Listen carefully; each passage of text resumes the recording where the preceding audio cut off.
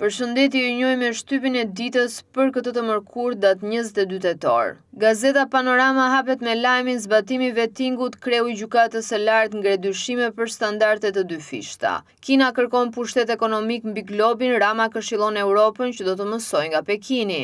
Bonusi i fund vitit, sa do të jetë fondi për pensionistët. Lista e re e përfituesve të këstit të 5 të përndjekurit. Në gazetën Telegraf mund të lexoni mashtrimi me Zarfet, Celibashi i KQZ-s hap thesin 3 miliard lek për DL-n. Si erdhi Fidaj Velia nga Gjermania si agent për të vrarë Enver Hoxhën. Pika e dobët e Shqipërisë drejt integrimit në BE, ku duhet të garantojë mbrojtje efektive për gazetarët dhe transparencë. Hetimet për pronat e ish-ministre Olta Xhashka nën akuzë, skandali në bazën e Limionit duhet ta çojë drejt burgut. Ja zinxhiri abuzuesve.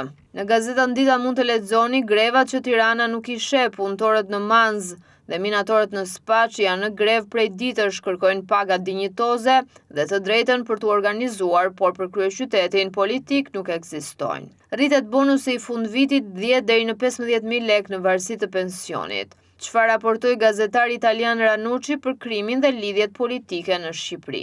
Rubrika e shëndetit, letra prekse e një gruaje të moshuar që jeton në azil.